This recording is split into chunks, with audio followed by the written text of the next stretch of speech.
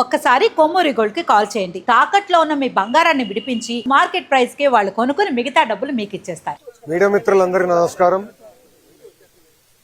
విశాఖ ఉక్కు ఆంధ్రుల హక్కు అనే నినాదంతో మనం విశాఖ ఉక్కుని మన పెద్దవాళ్ళు సాధించుకుంటాం జరిగింది.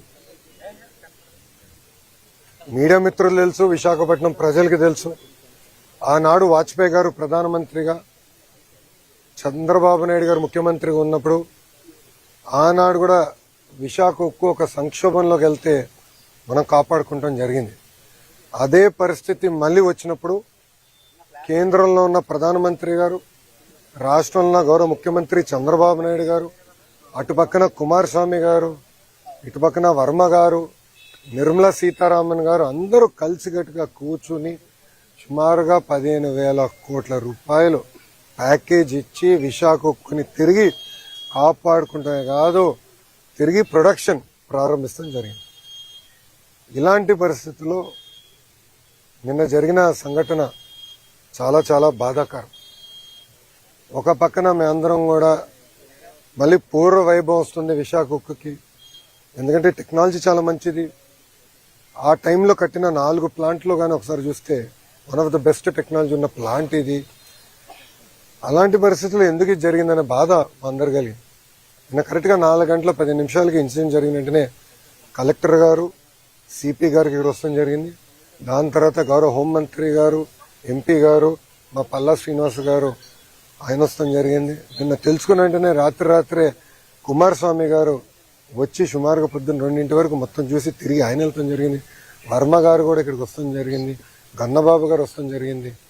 ఎందుకంటే మా అందరు ఎన్డీఏ పైన ఉన్న బాధ్యత కేవలం కుటుంబాలని ఆదుకుంటాం కాదు, కార్మికులకి అండగా నిలబడాలి, కార్మికులకు భరోసా ఇవ్వాలనేది మా అందరి ఉద్దేశం. ఇప్పుడు 8 మంది చనిపోతాం జరిగింది, 6 హాస్పిటల్లో ఉన్నారు. దాంట్లో నిన్న కుమారస్వామి గారు కూడా వచ్చి అదనంగా 25 లక్షల రూపాయలు ఎక్స్గ్రేషియా ఆయన ప్రకటించారు.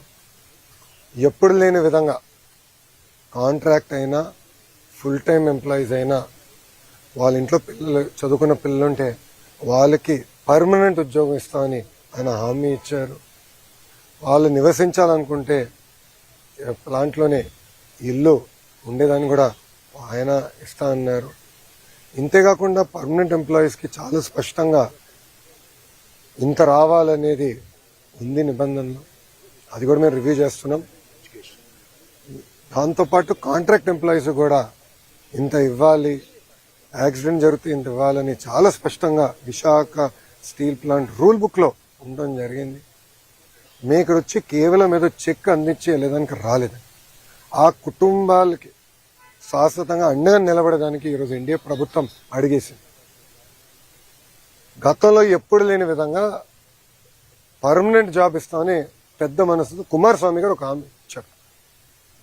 కేంద్రంలో ఉన్న సెక్రటరీ గారు ఇది ఎక్కడ లేదు కదా సార్ అంటే, అవసరమైతే నేను క్యాబినెట్ కూడా తీసుకెళ్తా, nothing to worry, I will get it done, నాది బాధ్యత. ఎందుకంటే ఆ కుటుంబాలకు మన అండగా నిలబడాల్సిన సమయం ఇదని ఆయన చెప్తాం జరిగింది. సో ఎక్కడ జరగలేదు. ఇప్పుడే గురువు గారు చెప్పినట్లు పిల్లలు కూడా చదువుకునే. ఎందుకంటే పాప కార్మికుడికి 3 నెలల బాబు ఉన్నాడు. 3 నెలల బాబు, అందరూ బాధ కలిగింది. ఒకరు చదివితే రేపు పుట్టినరోజు. సో వాళ్ళందరూ కూడా కుటుంబాలకు అండగా నిలబడాలి, బాధ్యత మా పైన ఉంది. సో నేను కుటుంబాలను కలిసినప్పుడు కూడా చెప్పాను, రూల్స్ ప్రకారం కొంతమందికి ఎక్కువ వస్తుంది, నాకు ఎలాంటి డౌట్ లేదు, ఎంత ఉన్నా అంత ఇవ్వాలి. ఆల్రెడీ సీఎండీ గారు స్పష్టంగా చెప్పారు. నిన్న కుమారస్వామి గారు ఇచ్చిన ఆదేశాల మేరకు ఈరోజు డేట్ మారే లోపల 25 లక్షల రూపాయలు ఫస్ట్ విడత కింద 8 మంది వాళ్ళ అకౌంట్లో డబ్బులు వేస్తడం జరుగుతుంది. ఇంతేకాదు దాని తర్వాత రావాల్సిన ఎక్స్గ్రేషియా, పిఎఫ్ అకౌంట్ నుంచి రావాల్సిన డబ్బులు, స్టీల్ ప్లాంట్ ఇవ్వాల్సిందంతా కూడా మేము మొత్తం క్యాలిక్యులేట్ చేసి ఆ కుటుంబాల అకౌంట్లో వేసే బాధ్యత ప్రభుత్వం తీసుకుంటుంది. అక్కడితో మేము ఆగం. మేము అందరూ వచ్చేటప్పుడు కారులో కూడా మాట్లాడుకున్నాం. వర్మ గారు నేను కూడా డిస్కస్ చేసాం. అంత్యక్రియలు అయిన తర్వాత, పెద్దకరమైన తర్వాత మళ్ళీ అమరావతిలో ఒకసారి కూర్చుందాం కుటుంబాలతో. ఇంకెలా చేద్దాం, ఏం చేస్తే బాగుంటుంది. వాళ్ళు కేవలం సొంత కాళ్ళపై నిలబడతాం కాదు, ఆ పిల్లల్ని చూసుకోవాల్సిన బాధ్యత ఎన్డీఏ ప్రభుత్వం పైన ఉంది. గతంలో ఎట్లయితే విశాఖ ఉక్కుని కలిసికట్టుగా ఎన్డీఏ కాపాడిందో అదేవిధంగా కార్మికులకి మేము అండగా నిలబడతాం, ఆ కుటుంబాలకి మేము అండగా నిలబడతాం. ఇంతేకాదు నిన్న కుమారస్వామి గారు ఒక ఆదేశాలు కూడా జారీ చేశారు. 3 సీనియర్ మెంబర్స్తో కమిటీ వేసి వాళ్ళు ఇప్పుడు సుమారుగా 4-5 వాళ్ళు వస్తున్నారు. కమిటీ మొత్తం రివ్యూ చేస్తారు, డేటా అంతా చూసుకుంటారు. ఆ టైంలో 2nd, 3rd, 4th ఎక్కడైతే యాక్సిడెంట్ జరిగిందో అక్కడ ఉన్న కార్మికులతో కలుస్తారు. వాళ్ళది కూడా ఏం జరిగింది ఏంటని తెలుసుకుంటారు. ఇది కింద నుంచి కారింది కాదు, ఏంటేదో లాగితే ఫినిష్డ్ ప్రోడక్ట్ బయటకు వచ్చింది కాదు, పైనుంచి పొంగుతాం కూడా కాదు, కక్కింది.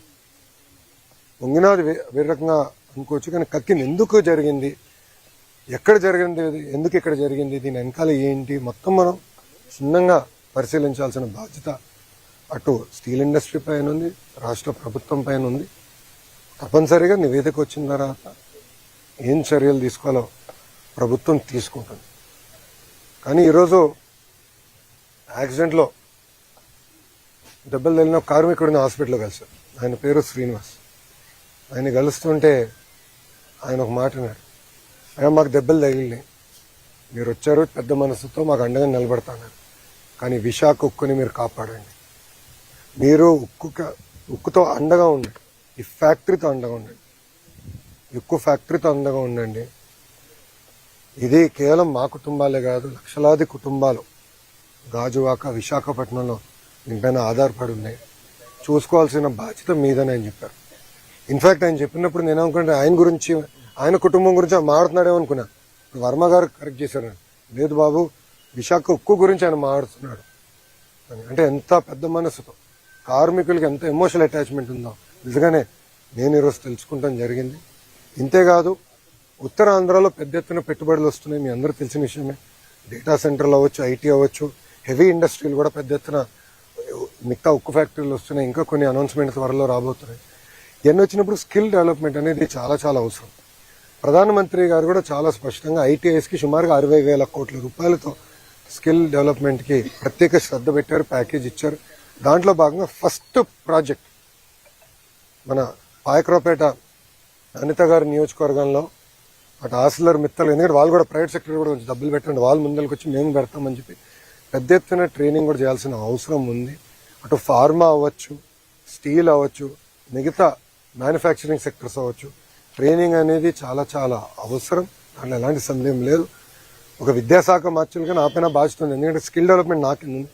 ట్రైనింగ్, రీట్రైనింగ్, నిరంతరం ట్రైనింగ్ చేయాల్సిన బాధ్యత మా పైన ఉంది. అది కూడా ప్రభుత్వం చాలా సీరియస్గా తీసుకుంటుందని ప్రజలందరూ కూడా తెలియజేస్తూ, ఇప్పుడు మీడియా మిత్రులకి ప్రశ్న ఉంటే సమాధానం చెప్పడానికి నేను సిద్ధంగా.